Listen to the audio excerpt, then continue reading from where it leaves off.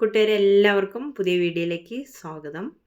ഇന്ന് നമുക്ക് വളരെ ടേസ്റ്റി ആയിട്ടുള്ള ഒരു മസാലയുടെ റെസിപ്പിയാണ് കേട്ടോ. ബട്ടർ കൂൺ വെച്ചിട്ടുള്ള ഒരു കൂൺ മസാലയാണ് ഇന്ന് തയ്യാറാക്കുന്നത്. വളരെ ടേസ്റ്റിയാണിത്. ചപ്പാത്തിയുടെയും ചോറിൻ്റെ കൂടെ മാത്രമല്ല അപ്പത്തിൻ്റെ കൂടെയൊക്കെ കഴിക്കാൻ പറ്റുന്ന ഒരു മസാലയാണ് തയ്യാറാക്കുന്നത്.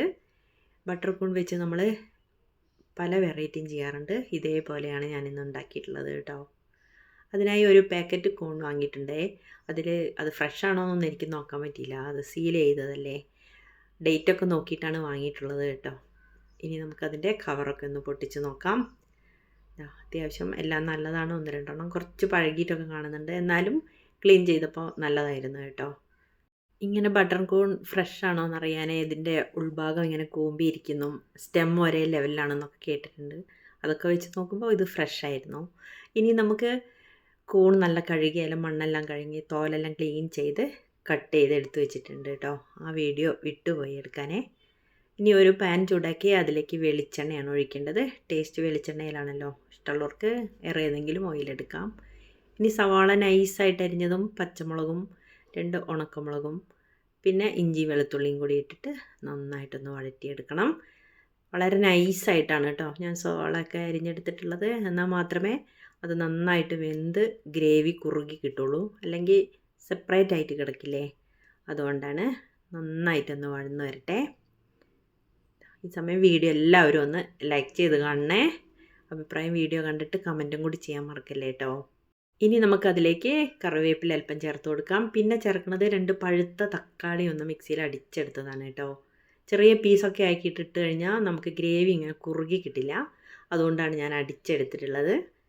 നന്നായിട്ടൊന്ന് അതിൽ പച്ചമണമൊക്കെ ഒന്ന് വഴറ്റിയെടുക്കണം. ഞാനത് ഓയിലിൽ ഫ്രൈ ചെയ്യാതെ ഡയറക്റ്റാണ് അടിച്ചെടുത്തതേ. അതുകൊണ്ടേ ഇനി അതൊന്ന് കുറുകി വരുമ്പോഴത്തേക്കും വെള്ളമൊക്കെ ഒന്ന് വറ്റി വരുമ്പോഴേക്കും അതിലേക്ക് ആവശ്യത്തിനുള്ള മുളക് പൊടിയും അല്പം മഞ്ഞൾപ്പൊടിയും 1 സ്പൂൺ മല്ലിപ്പൊടിയും അല്പം ഗരം മസാലയും ചേർത്ത് കൊടുത്തിട്ട് വീണ്ടും ഒന്ന് വഴറ്റിയെടുക്കണം.